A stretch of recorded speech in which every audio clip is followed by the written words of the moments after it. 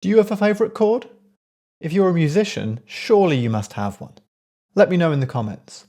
Today, I'm going to share with you my favourite chord. Wonder if you can guess what it is. Any ideas? Well, no, it's not the Tristan chord, as lovely as that is. It's not that. It's not this one.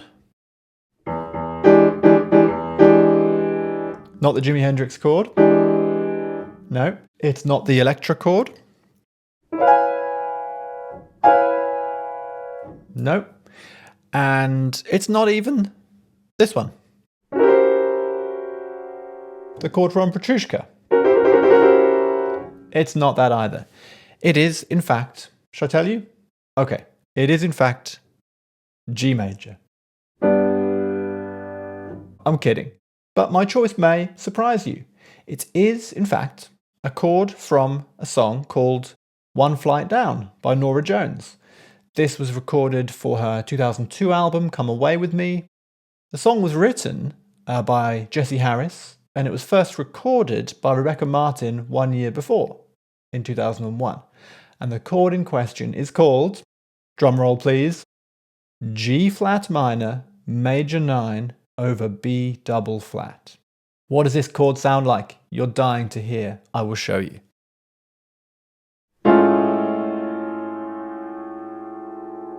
Oh yes, can you hear that? Now, some of you may be thinking, oh, that's a bit much for this time of the day. That's a bit acerbic. Perhaps it's a bit harsh. But let me tell you something. Chords are all about context. Entirely.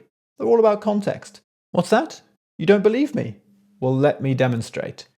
You might be thinking, well, how can C major, for example, ever sound bad, ever sound wrong?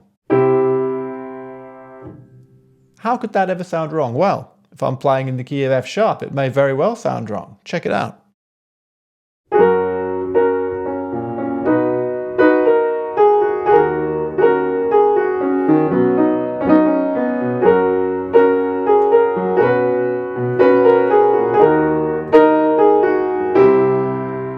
Whoa!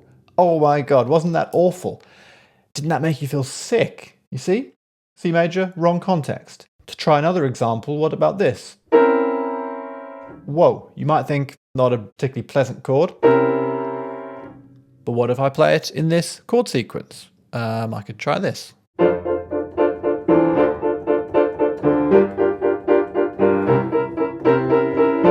you hear it?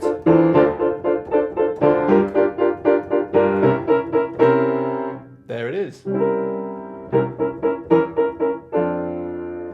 You see, all about context. So now let's explore the context of my favourite chord. G flat minor, major 9 over B double flat. Let's just talk through its context of the song, and then I'll play you the opening section of the song, okay? There are a couple of ways you could interpret this chord, and a couple of ways you could name this chord, in fact. I'm sticking with G flat minor, major 9 over B double flat, and really at heart it is just chord 4.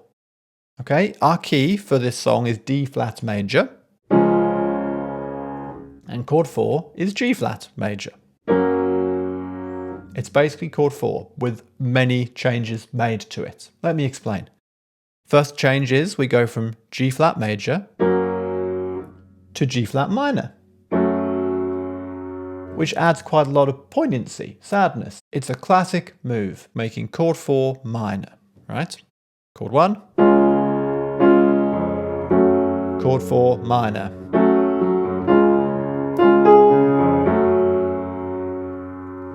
And that chord is in the parallel minor key, right? If in fact we weren't in D flat major, but D flat minor, or C sharp minor we might call it, then chord 4 would be minor. So we've borrowed that chord from the parallel minor key. So that's the first change, made it minor. Then with the minor, we have to add a major 7th. That nice note F there, which makes it sound a lot more mysterious. And this chord is used a lot in spy movies, you know, like James Bond.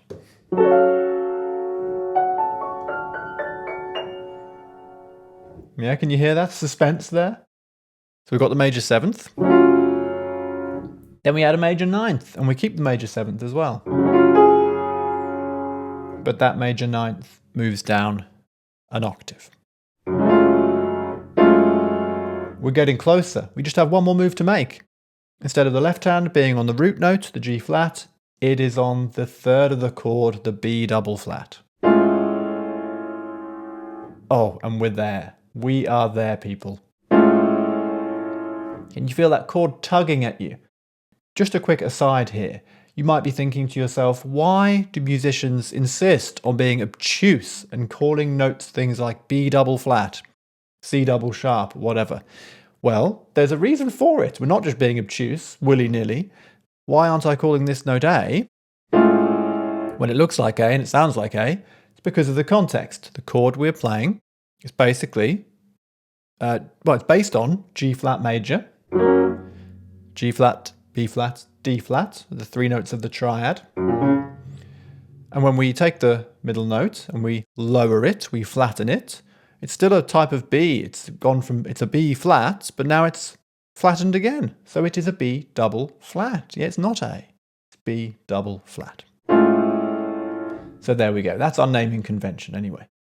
We have our chord, and how much more interesting is this than just this? Right? Now, for you to understand this chord properly, we have to know its context. So let me play you the first 8 bars of One Flight Down, and listen now to see if you can hear when this chord comes in, okay? And then we'll talk a bit more about it.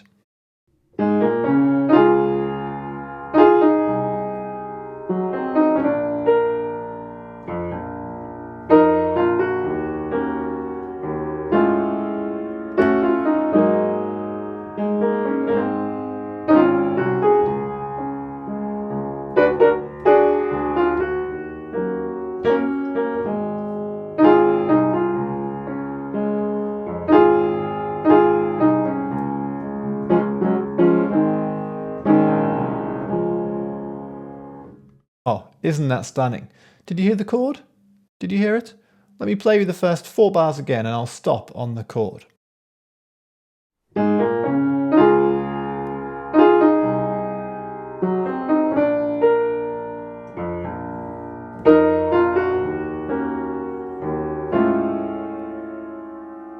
There it is. Oh, it tugs at you, it pulls at you, doesn't it?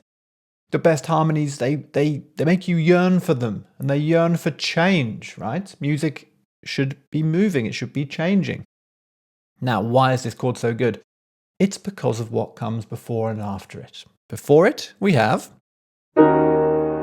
chord 2, right? E flat minor, with a 7th thrown in for good measure. So we're going from chord 2 to my favourite chord.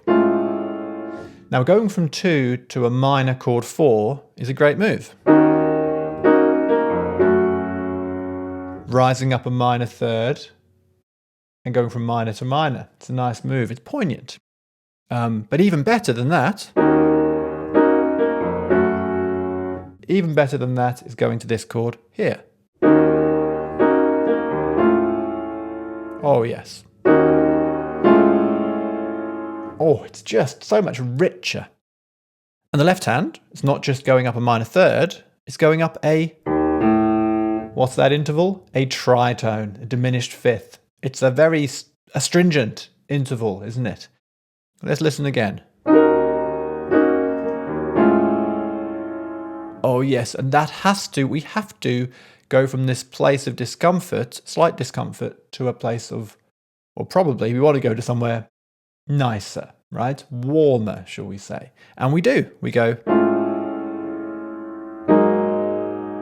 to this lovely A flat 7 sus2 here. Gorgeous, gorgeous. And it's a descending semitone, left hand, B double flat down to A flat. Yeah, it just warms us, doesn't it? Doesn't it warm your heart? I'll play the 3 chords in succession. So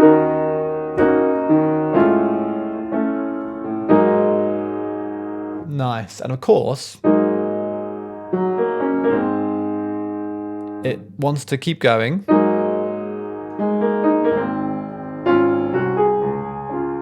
And we have to get back to chord 1, D flat major, which indeed we do. Now, how much less interesting would it have been if it had just been a normal G flat minor chord, right?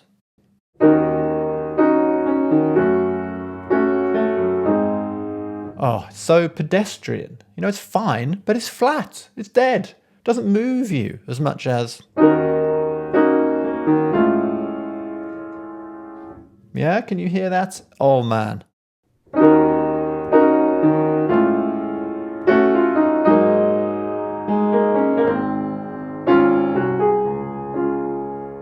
It just is so beautiful and so moving, is it not?